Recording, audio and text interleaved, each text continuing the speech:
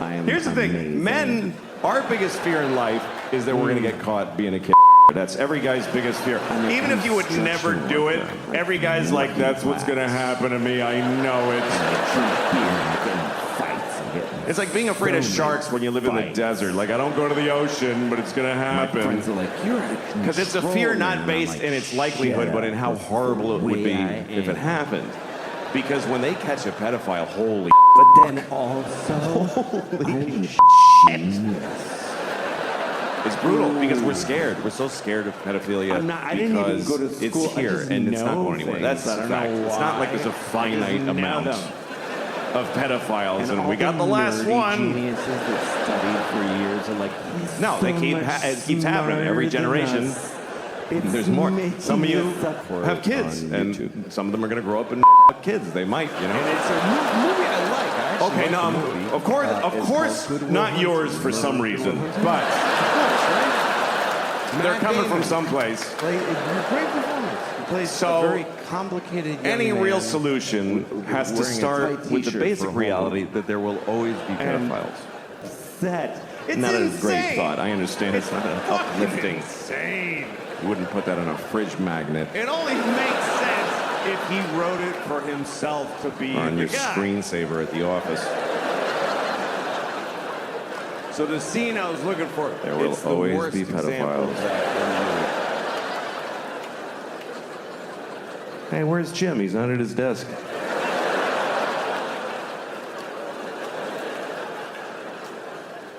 We have to start with that reality because our solutions that we have so far don't really work. Here's our current solution to pedophilia. We wait till somebody about 10,000 kids, and then we go, all right, you better cut that out. That's pretty much it. There's no measures for preventing it. None. We have no policy to prevent we're not even just like a street sign. There's a street sign for everything. No hunting, no spitting, no skateboarding. I've never seen a don't a child sign in the world. I've been all over the world. Not even just like a picture of a guy and a kid with a line through it. So that it transcends language barriers. I mean, try it. You won't get most of them with the sign. But even if one out of 50 of them is like, oh shit, I'm sorry, I didn't know it was an issue. That's money well spent.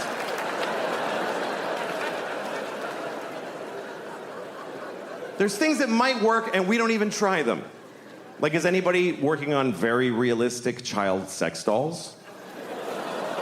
Okay, then let them your kids forever. If that's better, I'm so sorry for suggesting something that might actually work. Oh no. Let them both my sons, but don't make a doll. That would be distasteful.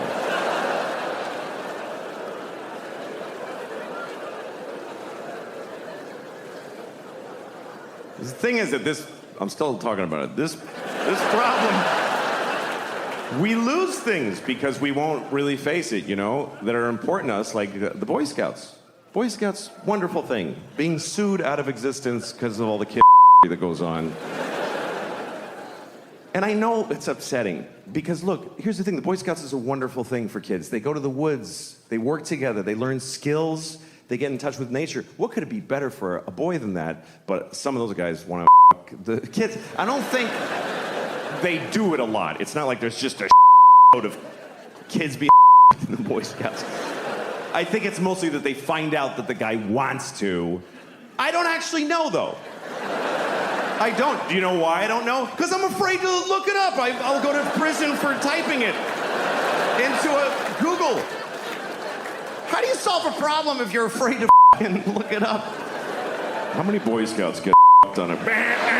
Oh!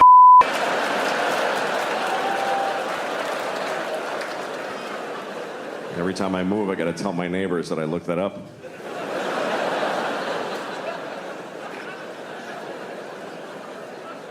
Here's what happens. Every few years, you find out there's some pedophile-type people in the Boy Scouts, and then they announce, we got them all. We're good. And then a year later, oh, there's a bunch more. What's going on here? At some point, you gotta wake up to the basic fact That maybe the people who are best suited to give your kids these wonderful experiences are folks that want to f them. Maybe that's why they're good at it. Maybe that's, if you want that, that's where you go. Maybe that's just the way that goes. Who else would want to take a bunch of kids to the woods? Who wants to take your kid to the woods? You don't want to take them. Who else would want to do that except people that are barely containing that they want to every kid in the face? That's why they're good at it. That's what makes them good at it. I'm not saying that all scoutmasters are pedophiles. I might be saying that the best ones are. I might be saying that. That sounds right. So I don't know. You have to lose the whole thing. Just tell your kids. Some of those guys want to you. Just be careful. Have a good time. Take the contribution from where it comes. Michael Jackson, wonderful music. Blessed us with wonderful music. Did some other things too. What's worse? A pedophile who makes beautiful music or one that doesn't? This is the choices. No pedophiles is not on the menu.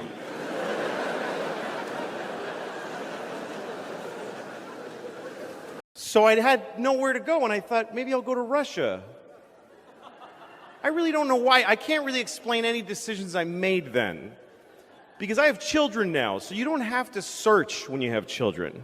You're not like, oh, what could I do to enhance my life? You're just sort of compelled to do whatever comes at you at a certain age in life. But I was in my 20s, I had no wife, nothing, I had no girlfriend even. I just was this guy, and I had money from a TV job, and so I just said, I'm going to go to Russia, because when I was a kid, I used to read Russian novels, and I loved them, and I would open all the windows so I would be cold, and I wanted to be cold like they were. So I just decided I'm going to go. And also somebody told me that the wall had just come down in the Soviet Union and that Russia was a really crazy place at the time. So I said, I'm going to go there. I speak no Russian. I can't even look at the alphabet and understand what I'm looking at. There's no place more foreign to me than Russia. So I went. I went to Moscow, which is, when you land in Moscow, it's just forest, and there's a city in the middle of just forest. It's terrifying. And as the plane goes down, you're like, no, I didn't want to really do this. And the whole time there, I couldn't fend for myself. It was already a country that was just broken in pieces. And the weirdest things happened to me there, and they just became normal after a while. Like I was in a restaurant, and a waiter came up to me, not my waiter, and he said, Coca-Cola? And I said, uh-huh. He said, Coca-Cola. And I said, sure. I don't drink Coca-Cola, but I had learned by that point to just do what they're asking you to do. Sure.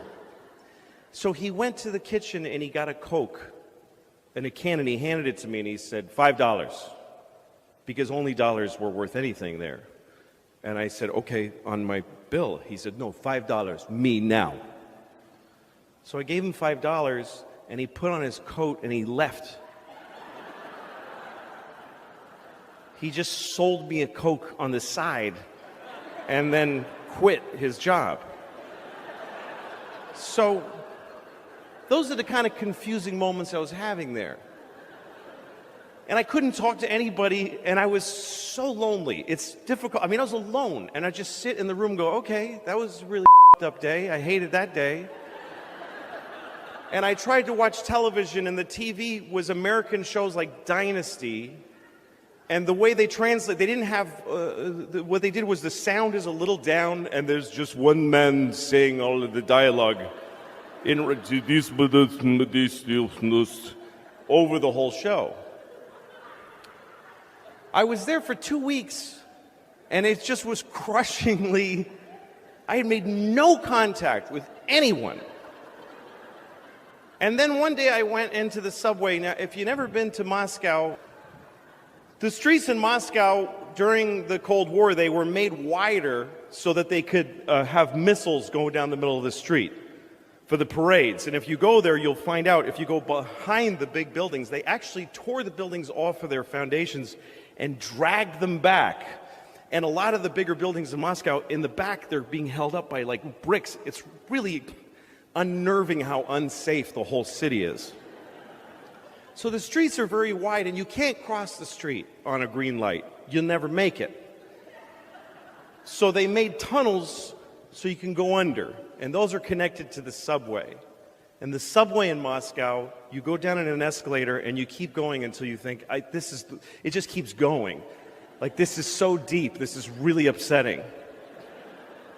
But anyway, everyone hangs out in these tunnels. I went in the middle of December. I went to Russia in the middle of December alone.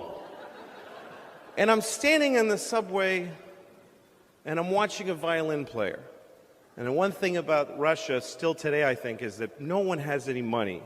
So when you see a guy playing the violin in the subway, he's like the first chair violin for like the Russian symphony orchestra, because that doesn't pay.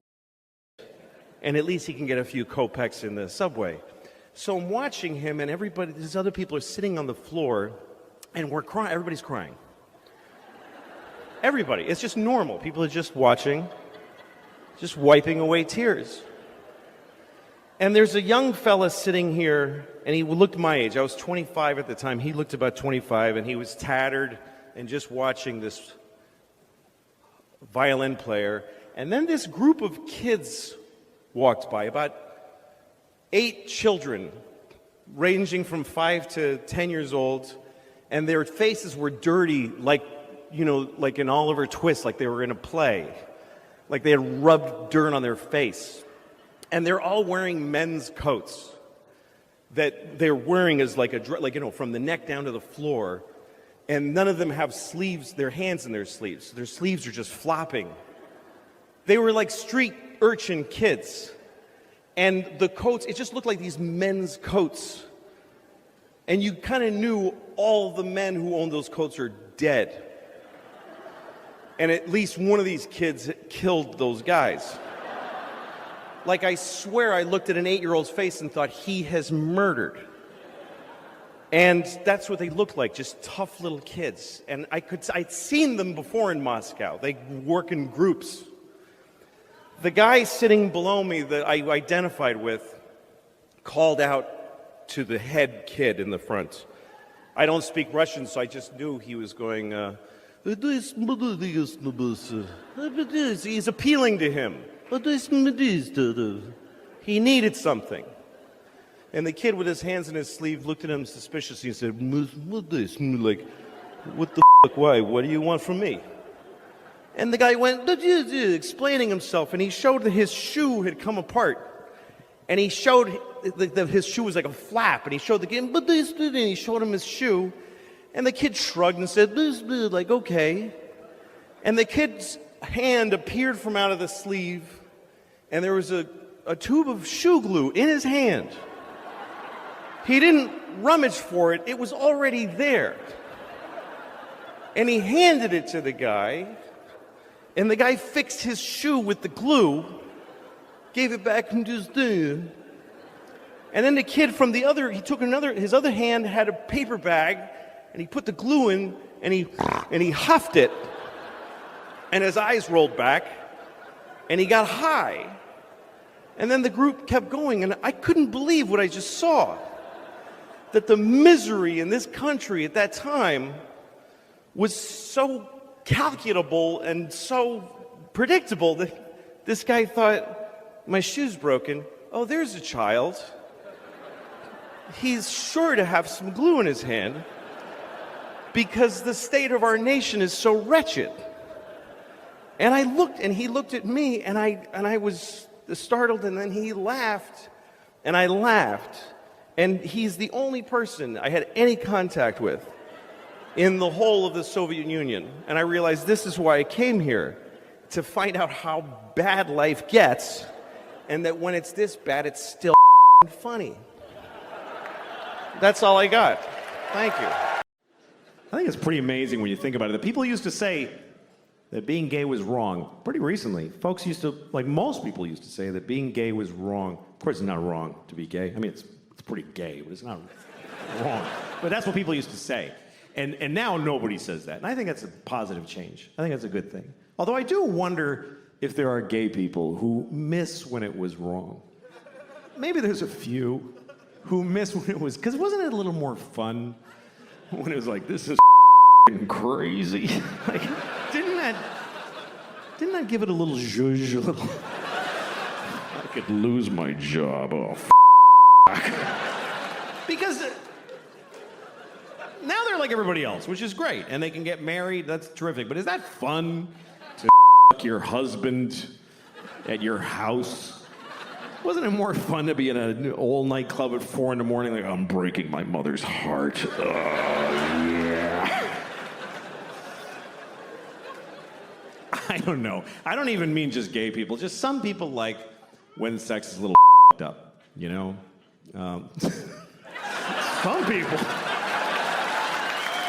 Some people like when sex is a little all right. No.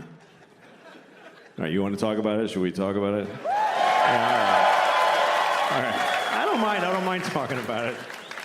Okay. Here's what I'll give you some advice. Here's some advice that really only I can give you. Here's my advice. If you ever ask somebody, can I jerk off in front of you? Just let me finish. Let me finish what I'm saying. Fuck. Okay. If you ever ask somebody, may I jerk off in front of you? And they say yes, just say, are you sure? That's the first part. And then if they say yes, just don't do it. Just don't do it. Because look, whatever you're into, okay? Because everybody's got their thing. Whatever your thing is, I don't know. You all have your thing. I don't know what your thing is. You're so lucky that I don't know what your thing is. Do you understand how lucky you are that people don't know your thing? Because everybody knows my thing. Everybody knows my thing now. Obama knows my thing. Do you understand how that feels? To know that Obama was like, good Lord.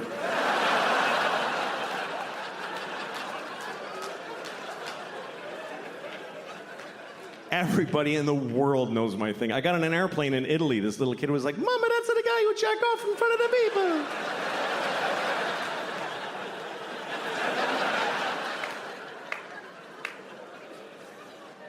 So whatever your thing is, I don't know what it is. Maybe you can't come unless you have your father on speakerphone, whatever it is.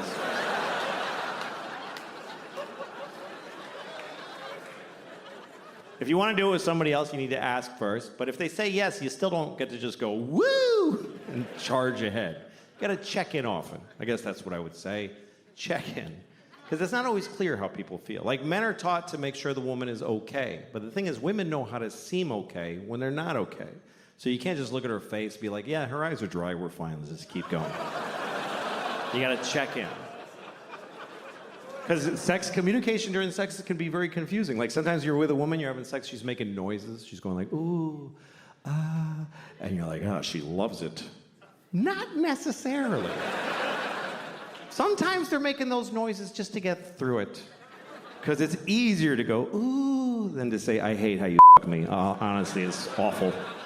So she goes, ooh, baby. It's kind of like a Negro spiritual. It's sort of similar. So to assume that she likes it is like if they heard slaves singing in the fields and you're like, hey, they're having a great time out there.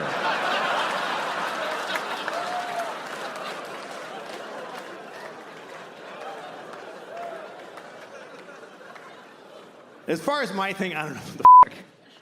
People are like, why do you want to do it anyway? Okay, I don't know. I like jerking off. I don't like being alone. That's all I can tell you. I get lonely. Where is everyone? It's just sad. I like company. I like to share. I'm good at it, too. If you're good at juggling, you wouldn't do it alone in the dark. You would gather folks and amaze them.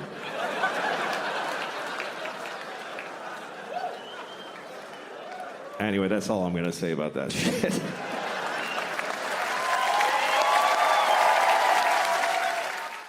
Unlock the prisons, let them all out. Who cares? So when we're gone, who takes over the world? Whatever, animal, whatever bug. Yeah, whatever's next. Ants. Well, what animal would it be? You think it would be some kind of bug? Well, there would wouldn't be one. There probably wouldn't be one. There wouldn't be one with the divine spark that we had. I understand that. Well, the dinosaurs had it. But what? I don't know. What animal takes over? That's why I think it's creepy that we're animals. Yeah.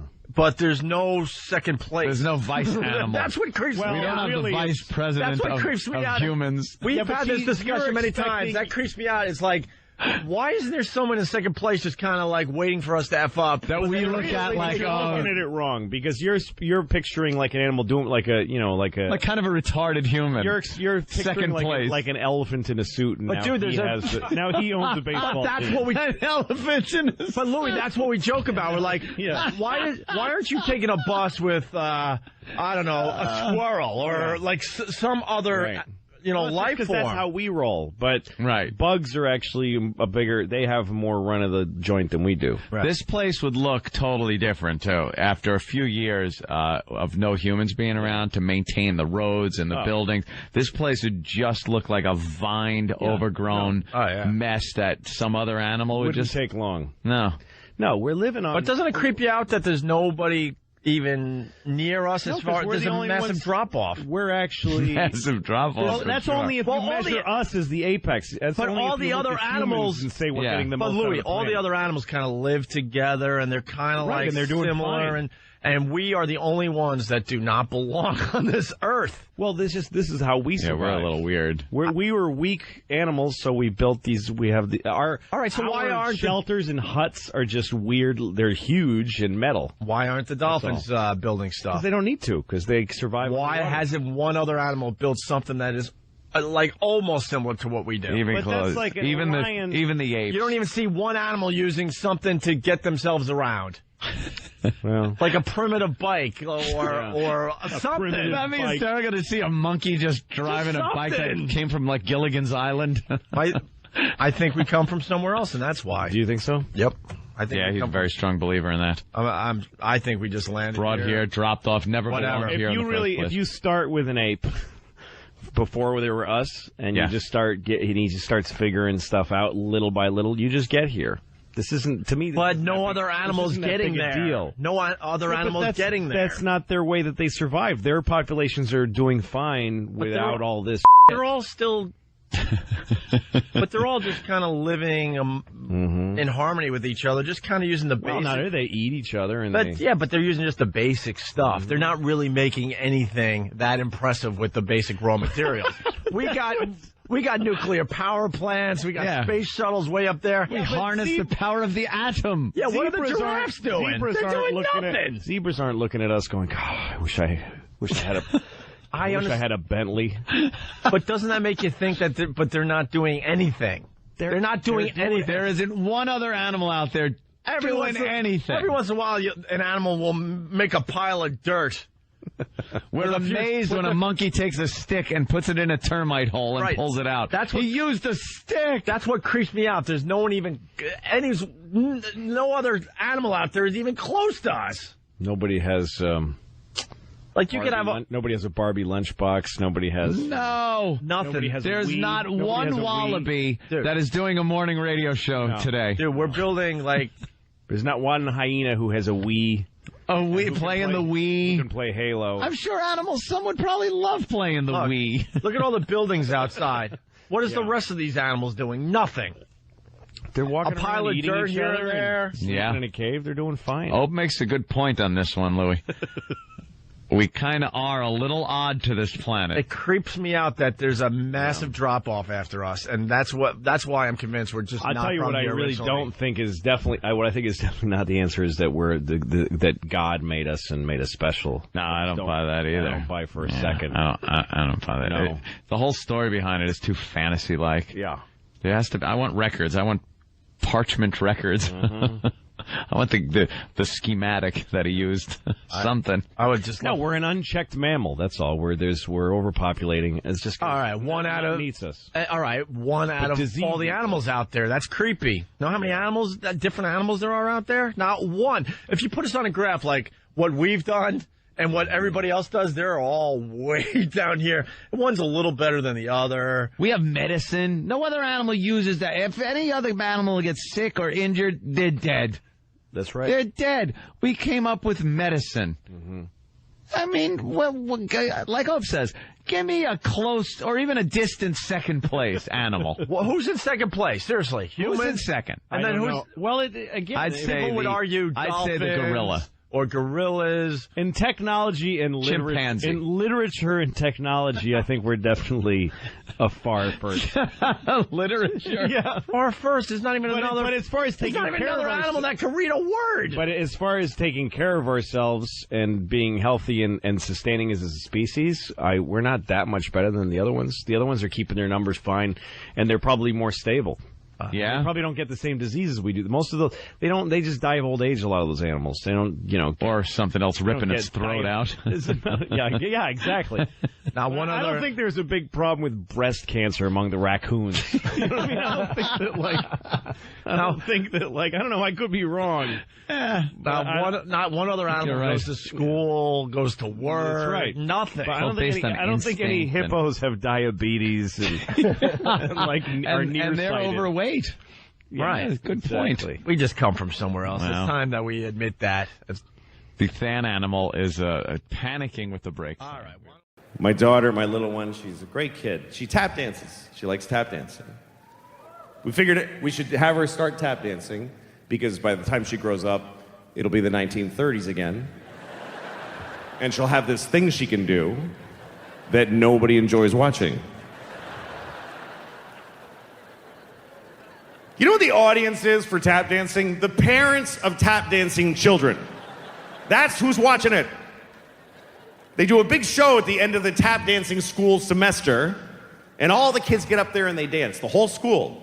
They get up there in groups of threes. There's about 6,000 kids. And they do about 20 minutes each.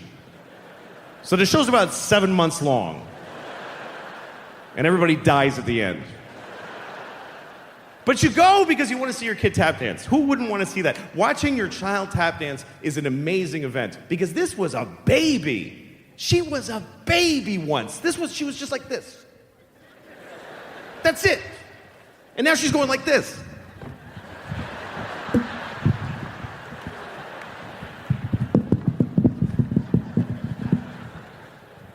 But in order to watch that, you have to sit through all these other kids that you don't love at all. In fact, you hate them for not being your kid and making you wait. These kids face a whole audience of just 2 people that love them, and then everybody's just, get the fuck off, you fat little hurry up!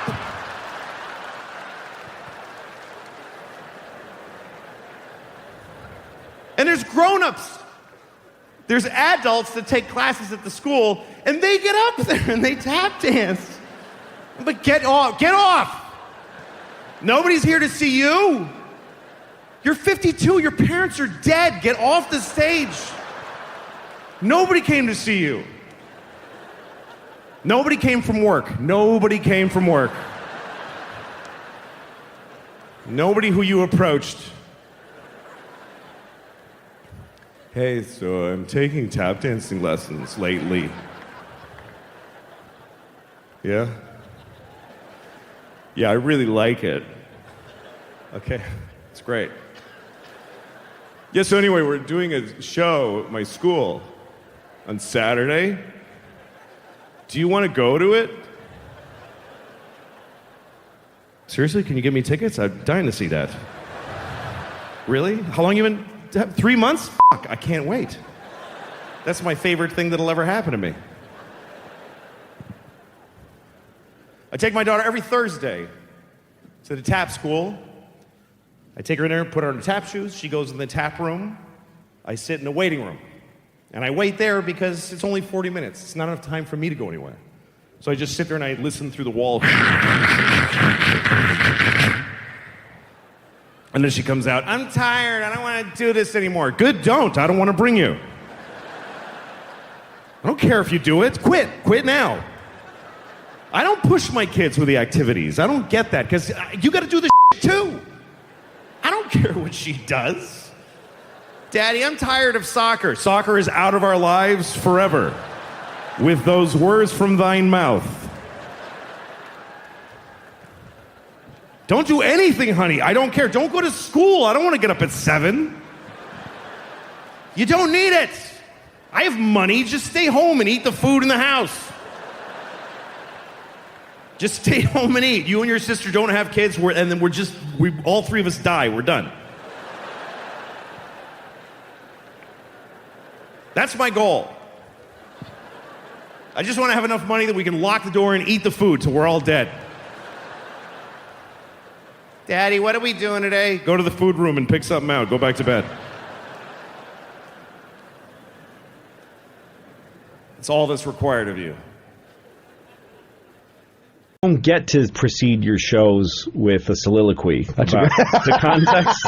I really am a naive 8-year-old. You know what I mean? It's like every time I've edited, when you put together, but it's a good question, because when you put together shows, whenever I've edited something with someone else, one of the reasons I love doing my show is that I edit it myself, because when you edit with somebody and they're doing something that's not working, and you go, or when somebody shows me something of theirs, like if I have a friend who's doing a TV show and they show me a cut of it, and I go, this part was confusing, I'm not getting that, and then they explain it to me. No, see, this is from before when he did the thing, and that when I showed that. And I always say to them, well, as long as you're sitting next to every viewer giving that explanation, then go ahead and cut it that way. But people take stuff in this raw way. And most people don't really remember what they saw, and most people don't really take in about 60% of what they're watching. So I think the context of Lucky Louie was that no show looked like it. No one knew why the f*** we would make a show that looks like that. And no one had ever seen a show that had a basic 3-camera family format where we would say cunt. Laughs too, by the way. I went back and forth with the critic because the laughs were so booming that people thought, and this is one of the things I loved about you, is that you would never sweeten, and you did not, like a lot of times we would do a joke, it didn't work. Yeah. And you'd come to me and go, all right, what do you got? Let's try something else. We would try something else. Sometimes that would work, sometimes it wouldn't. But you always left it. If the joke didn't get a 9, you left it as a 6. You didn't change. Those were real laughs. Well, a show is supposed to have a ebb and flow. Any scene in any show should have a quiet part, a loud part, explosions, parts where you come back a little bit. It's like watching a baseball game. You're watching a game develop. You're watching the show, you're watching the guy's at-bat develop. You're watching him work the count to 3-1, whatever it is. And then you know, wow, there's potential now because there's 3-1. Oh, missed. So now it's even potential. You're watching this, and then when the guy hits a home run, it's a huge victory. But the way people make TV now is that they just wanted to. I mean, what would it be like if every baseball game was just home runs? Right. Home runs. There, no, not even outs. Just till everybody gets tired and goes home. Yeah. It's boring. So to me, a show should have this natural feeling to it, which our show did. A scene would develop. Some parts would work, some parts wouldn't. Some parts would explode, and it would mean something. Instead of this, every TV show now just has exactly the same laugh for every joke. It's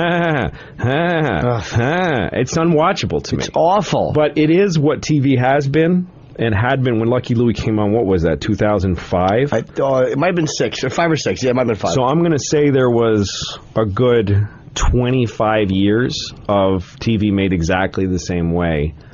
How the f*** do you beat that? I mean, how do you come on and not be seen as just a jarring, strange, and intelligent people didn't understand it. Intelligent people said there's a laugh track.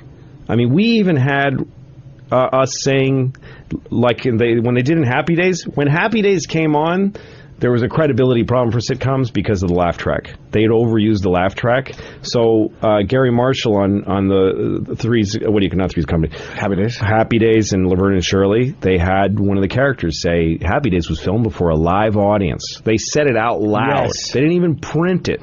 They said it out loud to make sure you knew that they're not that these laughs are real. we did the same thing. We felt like we needed to do this. Pam would do it, right? Pamela did it. I did it. Did you ever do one? I never thought did you one, no. And then we did that, and people would fucking professional TV reviewers would watch the show, hear that with their ears, and they would write canned laughter. You know what's and this is what they didn't see, is a lot of times before the show, you'd go out and talk to the audience, and I remember you saying something to the effect of, don't laugh if you don't think it's funny. If you think it's funny, laugh. If you don't think it's funny, don't laugh. You really, you kind of told the crowd it was okay just to relax and react naturally, which to me just makes people feel comfortable to laugh. Well, I still say that when I film stand-up for my show now, because a lot of my show has me doing stand-up at the club, at the Comedy Cellar, I tell that audience, because every audience thinks they're an actor in the show. But they're supposed, like, because you go to like Letterman or TV tapings, and they tell you to really go nuts. And I don't think anything sickens me more than manufactured enthusiasm. People, when, this guy, woo, and they all go bananas. It's hard. You're left out of it. I don't think anyone. I mean, like, I remember when I did Hilarious. Well, the first time I did produced my own special was Chewed Up, and the producers said, "We want you to look like you're a rock star when you walk on that stage." And I said, "Why? I'm not. I'm a comedian, and I don't. When I'm watching something, I don't like Dane's special Vicious Circle when it comes out to and there's a stadium of people cheering him on.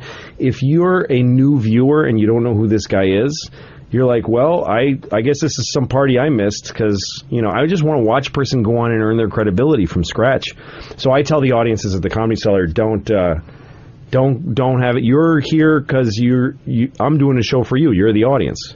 So make me earn it. Don't laugh if it's not funny. I also feel embarrassed when they're too hyped up and I walk out. I'm like, there's no way I'm going to live up to this. And I know you were put up to it. Yeah, exactly. When they do a special, I went bananas when I just used it, shooting for HBO. Yeah. And they were having, we were doing Down and Dirty, and they were having the audiences laugh. Give us a laugh. And the crowd laughs. That's the worst thing in the world. And I've had fights with directors about that they want to get laughs for editing purposes. If you can't edit a concert without those extra laughs, you're a moron. It's hard. It's a challenge. Like, I've had moments where you're trying to make an edit in a special that's got a hiccup in it, and you go find a piece of a laugh somewhere else to use, or a piece of applause, and it never ends up working anyway. You end up just doing another cut.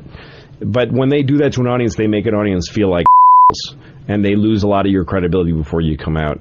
Because then they then the reaction becomes almost like when someone pokes you, you go, ow! It's almost like, they understand the rhythm of the punchline. Yes. And it's not natural. They're not listening anymore. It's so encouraging to see that, because it's like, you didn't clean up, you didn't change who you are, you're still the same despicable wretch, and it's like, you're doing it, I was like, your way, but you're doing what you want to do, and it's working, man. And it's like, what inside of you gives you the ability to do that, and not just go, I'm humiliated, I can't do it. Well, it's every failure I've ever had, because I have failed hard, and I've been the center of negative attention, at least twice, with Pootie Tang and Lucky Louie. Yeah, there's a lot of people that enjoyed trashing that show. Yeah, they did, right? It was irritating. There was people that attacked it unnecessarily. I remember after we were on the air for 8 months. We had weathered the storm. There was this feeling like we had our bad reviews, we had our good reviews, and with that information, the American public is deciding to watch the show. We're growing.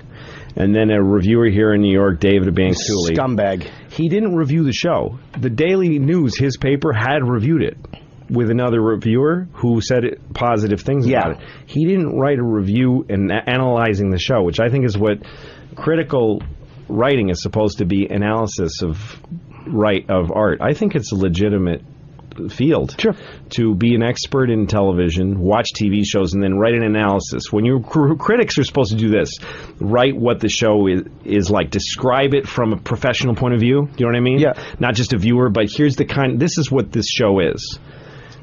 I don't think it works because of these reasons. Here's the historical context of it. It's much like this show, much like this other. Here's what I think they're trying to do. Here's where I think they fail. Right. But he didn't do that. He wrote, one of these reviewers believe that they should be affecting how TV's made, and they think they should, they like that power. So he wrote an article that the gist of it was HBO needs to cancel Lucky Louie, even though it only has 4 episodes left.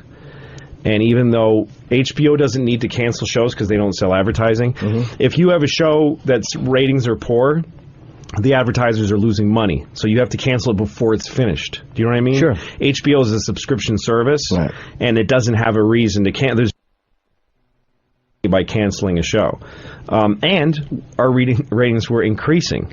So David Bianculli wrote, they should cancel the show to make a statement that they know the show is a mistake. And he put people's jobs on the line. He doesn't, you know what I mean? If you don't like a show, that's one thing. And if you write and trumpet your hatred for a show, you're welcome to do it. But there are people who like it, and there are people who are making it, and it's their life. Like, it was just, to me, it was like a way overstepping. Like, who the needs to read this? Didn't he get? He's not with the Daily News. I don't know. I anymore. have no idea. I think anything he. He was fired. Or might be a guy who I'd read something else of his that I would, but he took this. no, I detest him. I hope he has a lump somewhere. Reason to write that, and I wrote him an email telling him that I objected and then I erased it. I've done that a lot. Sure. I've written a lot of angry emails and erased them just as a way to get it out. But anyway, you asked me some a long time ago. The point is, I've been the center of attention, of negative attention, a couple of times. I've had my worst nightmare come true, and I survived it. It didn't hurt me as badly as I thought it would. And indeed, I gained every time, gained hugely. And I wouldn't trade those bad experiences for anything. So what that tells me is when I start trying something, the bad version of it, I could take it. Like, I have no fear because my worst fears have been realized, and it wasn't so bad. It would be like if you started boxing and you're like, I'm afraid to get punched in the face. Anybody is. And your first few times you get punched in the face, you're like, I don't hate this. Right. And I'm good at the boxing. And I'm not dead. I'm not dead. I don't hate it. And I'm succeeding sometimes. Why? This is what I'm going to do. Do you know what I mean? And you have complete control here. Oh, at FX is totally unbridled control. But it comes with good, I mean, it comes with credibility. I've had failures, but I've turned out. And by the way, the two failures that I've had have both, in my view, been vindicated by people watching. People still watch like...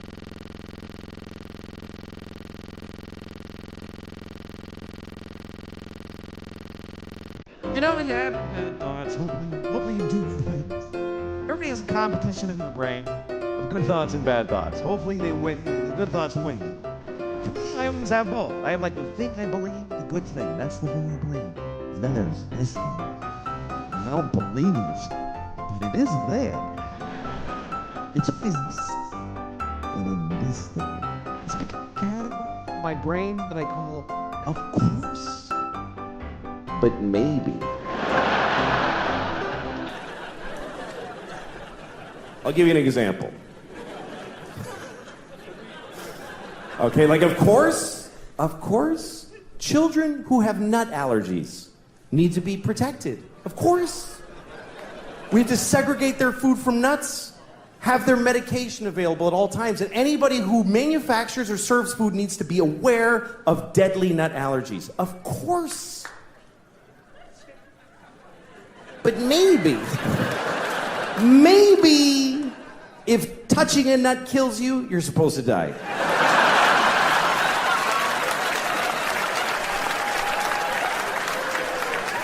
Of course not. Of course not. Of course not. Jesus. I have a nephew who has that. I'd be devastated if something happened to him. But maybe, if we all just do this for 1 year, we're done with nut allergies forever.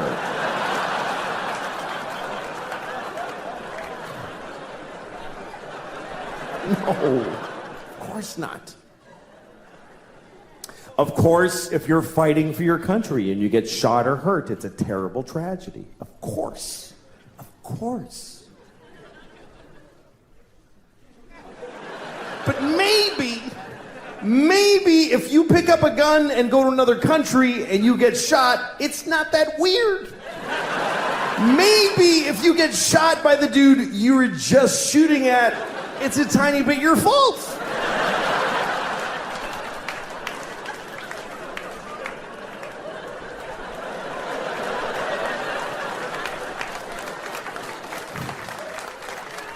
Of course, slavery is the worst thing that ever happened.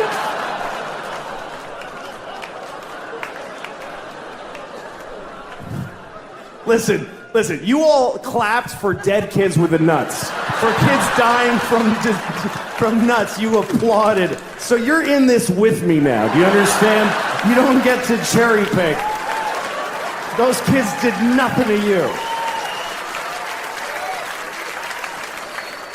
Of course, slavery is the worst thing that ever happened. Of course it is. Every time it's happened. Black people in America, Jews in Egypt, every time a whole race of people has been enslaved, it's a terrible, horrible thing. Of course. But maybe every incredible human achievement in history was done with slaves. Every single thing where you go, how did they build those pyramids? They just threw human death and suffering at them until they were finished. How did we traverse the nation with a railroad so quickly? We just threw Chinese people in caves and blew them up and didn't give a shit what happened to them. There's no end to what you can do when you don't give a about particular people. You can do anything. That's where human greatness comes from, is that we're people, that we others over. Even today, how do we have this amazing microtechnology? Because the factory where they're making these, they jump off the roof because it's a nightmare in there. You really have a choice. You can have candles and horses and be a little kinder to each other, or let someone suffer immeasurably far away just so you can leave a mean comment on YouTube while you're taking a shit. Thanks a lot, folks. You guys are great. Thank you very, very much. Thank you. I was on a plane once, and I was flying first class because I had a thing. I fly first class. Who cares? Just, that's the way it is. I'm not like you. I'm not. All the things you do, I do a better version of all those things. And it's only for another year at the most, believe me. It's not gonna last. It's been about 8 months. I got a year left, and then I'm back to being just like you. But for now, it's pretty good. So, I'm in a first class seat, and first class is so crazily better. It's so much better. You get a bigger seat, you get food, but also you get to sit, and first, you get to sit before anybody else does. They sit you down, and you get to just sit there with champagne and watch all the sweaty, just miserable, all the single moms hefting their stroller and the kid. And you're like, oh, that looks heavy and nobody's helping you. That's a drag. And you get to just...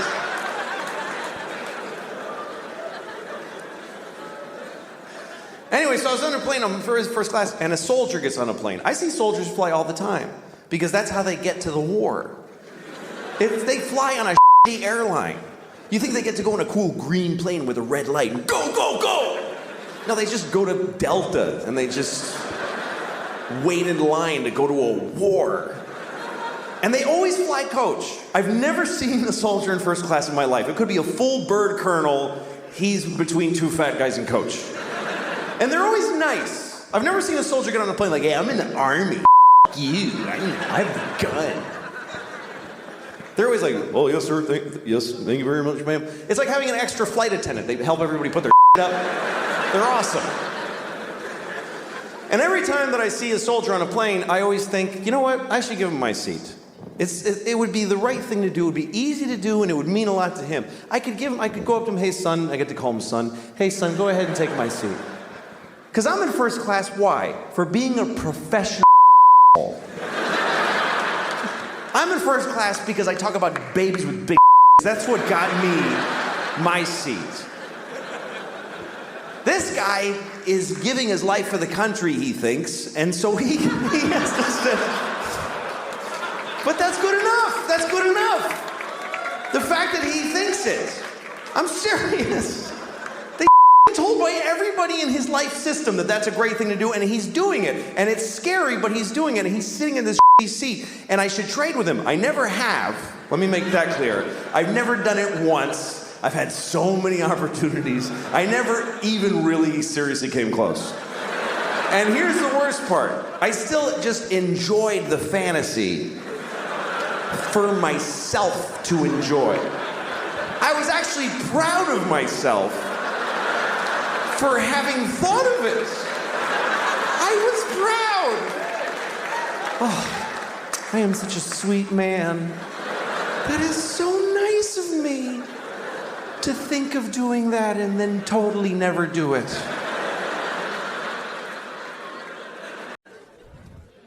So my wife decided that she wanted to get pregnant again. She decided it. And this is back in August. She told me, you need to be in town next week. Why? Because I'm getting, I'm ovulating. So, not do you want another kid, just be in town. That's how she handles it. I'm like, I don't want another kid. So it. And she's like, all right. Next week, she starts blowing me, right? Now, she hasn't blown me in, Jesus, I don't know if I've ever been blown. That's how long it is. She's blowing me on the day she's ovulating. I'm a idiot. I'm like, yeah, you love it. I think she digs me now.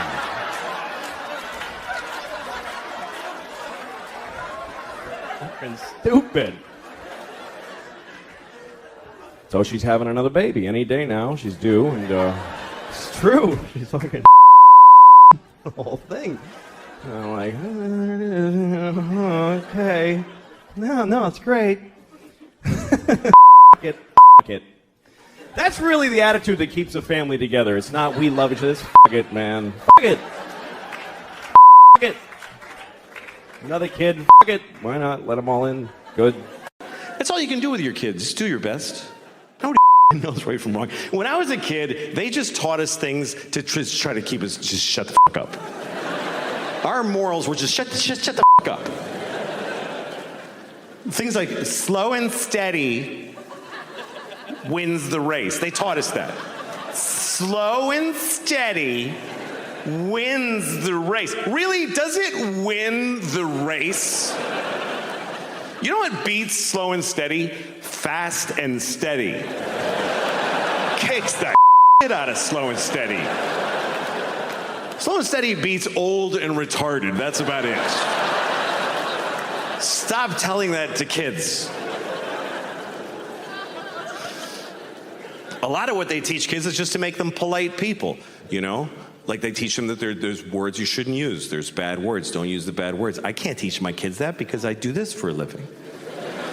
But I didn't want my kids to be, So I used to tell them, okay, look, there's no bad words. There's no bad words. All words are good, bad, nothing.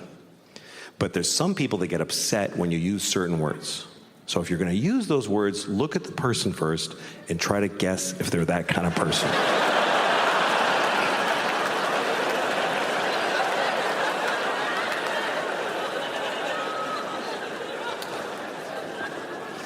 Sometimes you can offend somebody when you weren't even trying to. There's certain phrases, certain statements that if you're going to say them, you should say them without stopping in the middle. Certain things, if you're going to say them, don't clear your throat in the middle. Okay? You don't want to say things like, there are too many black people suffering from discrimination.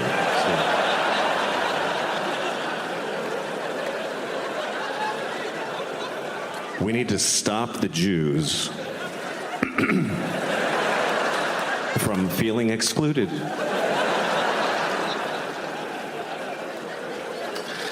I want to baby, and then I him again. So you want to get through that one. Otherwise, people get the wrong idea. They'll think you only that baby once.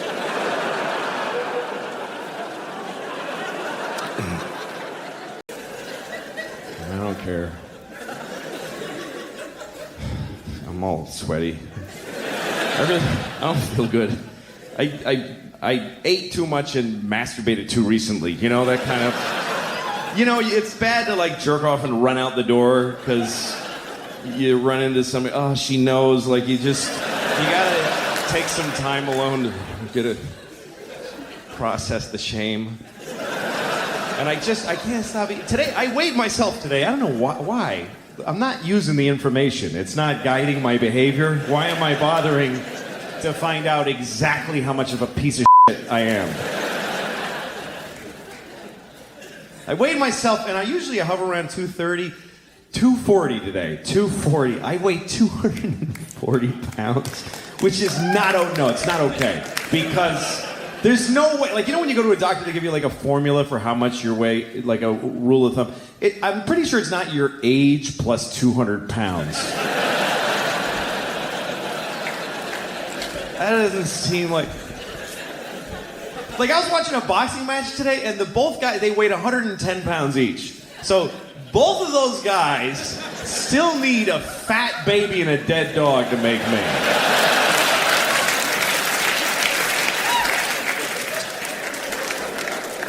And it's really bad because I'm 40 and my doctor's like, yeah, you gotta be less people. You can't be so much. He just told me this is bad.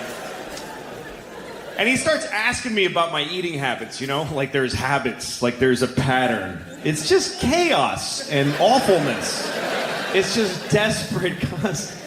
He's like, how many meals and how many bowel movements a day? I'm like, I have no idea. I have no idea. It's just a blur. I'm just and eating all day. I pack my body to capacity and then blow it out my That's it. Every is an emergency. Does that give you some idea of my eating habits?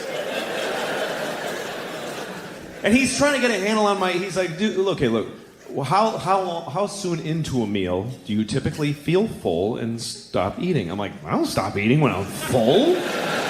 The meal is not over when I'm full.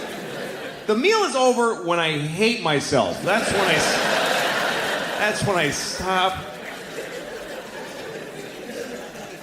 I guess normal people eat till they're like, oh, that's all the nutrition I require right there. I just reached it. I will cease the intake now and convert this into useful energy throughout the day. No. Every time I eat, it ends with me, why the did I eat that? Dude, get it away. I don't want to look at that. That's all. It's all right here, too. It's like,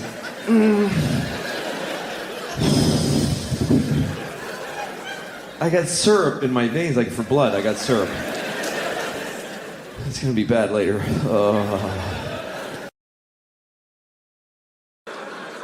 But I'm really glad you're here. This is a sizable crowd. This is a big place. There's about 2,500 people here. And that's a lot of people. That's enough people to be like a sample of the population. 2,500 people is enough people that you're all going to experience a lot. There's enough people here to say that within 2 months, at least one of you will die. I'm just saying, I think it's probably accurate to say that out of any random group of 2,500 people, not all of you are going to make it to Christmas. Unfortunately, there's going to be at least one of you here tonight is going to ruin your family's Christmas by dying a shitty death. And I don't know who it is, I'm sorry. I don't know, your death is whatever. Some people, they want you to do things when they die with their, like, I want you to take my ashes and sprinkle. Fuck you, I'm not doing none of that shit. You're dead. I'm not gonna run errands for you after you're dead. You don't matter anymore.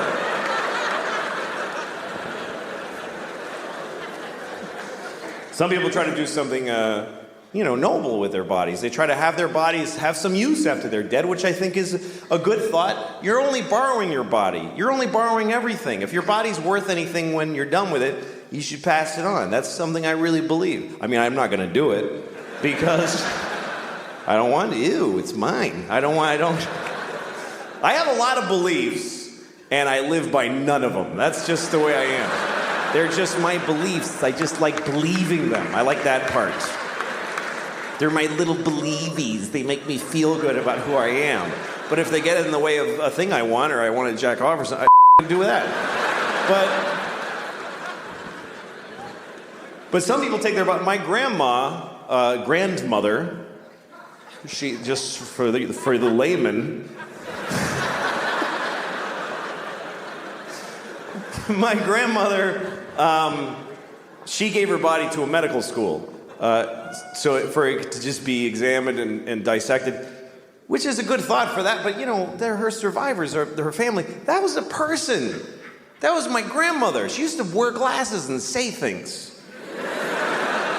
And now she's just shaved head on a metal table with a hungover medical student trying to dig out her pancreas, and he gets an F. Imagine being the body where the kid got an F on you. The teacher's like, "No, you idiot." And he writes F on her tit with a Sharpie and just throws her down a chute on a pile of F body.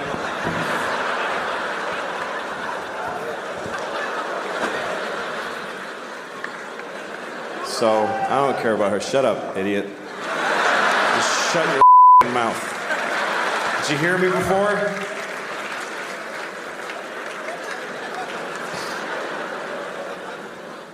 Okay, so what am I going to do with my body? I'm going to die, and I got to tell people what to do with my remains. And I have an idea for something to do with my body, or for other people to do with it, that will do good in the world. And it doesn't exist yet as like an institution, but I'm going to create it, starting with my body. And what it is, it's a place where you can go and be with a dead body, and you just do whatever you want.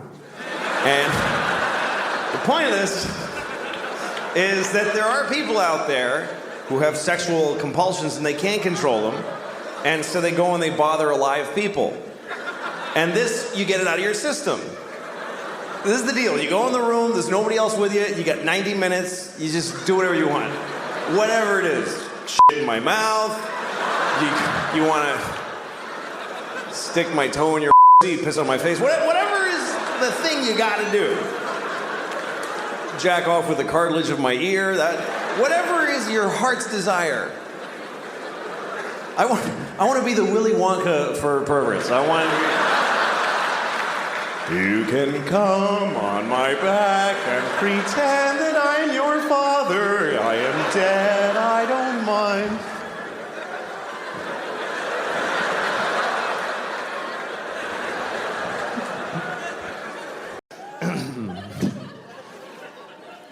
But it's nice having a girlfriend. It's better than being married, because, with a girlfriend you can switch. And marriage is that's hard. I feel bad for people that are in a bad marriage. If you're in a bad marriage, by the way, you know what you should do? Just stay home. Don't make people, just self-quarantine. Don't make people look at you. You know those couples that come over for dinner and they're holding a gun to each other's heads like, "Hi, thanks for having us." There's always that awful moment at dinner. One of them's like, "We saw that show on Wednesday." The other one's like, "It wasn't Wednesday." I'm gonna puke because of your life. Oh, that's bad. I was on an airplane one time, and a married couple came on, and they had been sat separately. There was some mistake, so they're trying to figure it out. And the woman, she's supposed to sit here, she comes up to me and she says, "Would you mind moving so I can sit with my husband?" And he's behind her, he's like...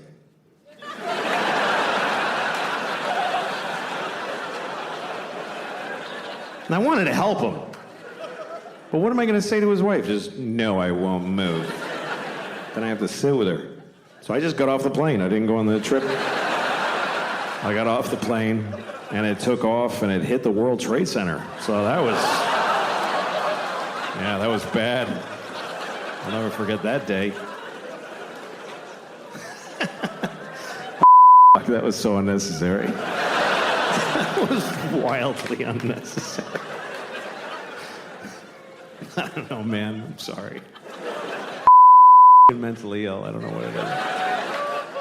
I've been thinking about this. I think the thing is, I think I learned too early in my life that when I say something and people get angry, I just like how that feels. I don't know why, but I learned it too early. I think that's the problem. I learned that when I was 6.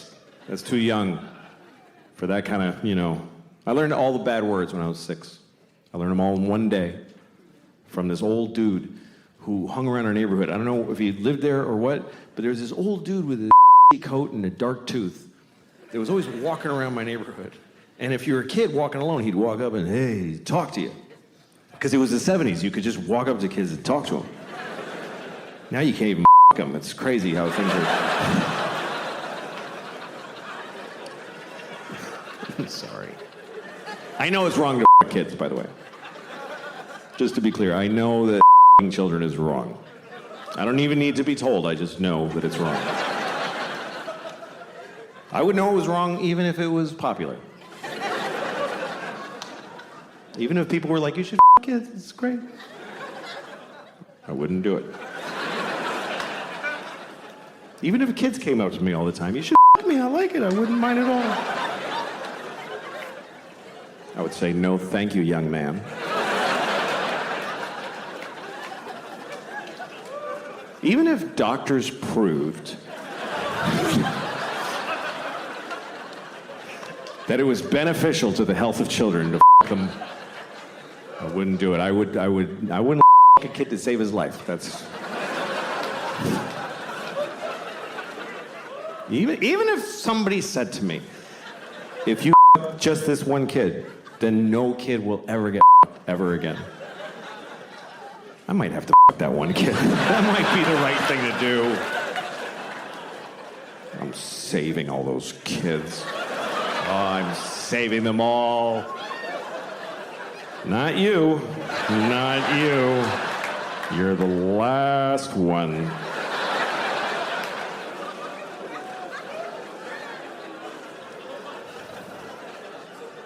It's hypothetically. Anyway, so the old man came up to me on the street, and he said, hey, do you want to know all the bad words? And I said, yes, I think I do. So he's like, all right, okay, piss, balls, ass, cock, diarrhea, fart, cum. And I was like, just felt so good. I went to school, I went right up to my teacher, I said, piss, balls, ass, cock, diarrhea, cum, fart. And she started crying. It's a true story. She was like, ah! Started crying. I had a boner. I was so happy. It's the best moment of my life. I had to go to the principal's office. He said, do you kiss your mother with that mouth? I said, no, but I eat her with it. Yeah. Yeah.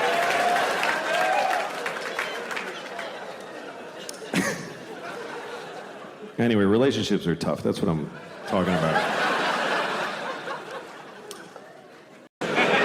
My mom died last year, and we asked her, like, what do you want, like, before she died? We didn't ask her, Mom! Fuck! I asked my mom what she wanted us to do with her body, and she said, just burn it. That's what she said. Burn it. What, in the yard with leaves? What the fuck? She didn't want a funeral, no pageantry, nothing. So she booked it herself. That was her last act as an American consumer. She went online with a credit card and she booked her own cremation. It's true. At a place called Boston Crematorium. Just this place that burns bums and dogs all day. And they just folded my mom and did a workload. We didn't even know, just this guy showed up. I'm here for you, Ma. All right, Sully, she's in there. And he went in there to prepare her. My sisters are waiting in the hall, and he was in there for a while. I didn't say anything. I'm just saying he was in there with my mom for a long time. That's all I'm saying. And also that I was worried he was fucking my dead mother.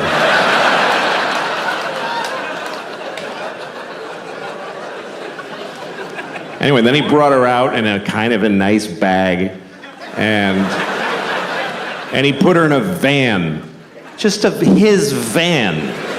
It's like a 98 Ford Windstar with a bottle of red Gatorade rolling around in the back. It's the last time I saw my mom. It's what she wanted. Because she didn't believe in this God shit. She just didn't.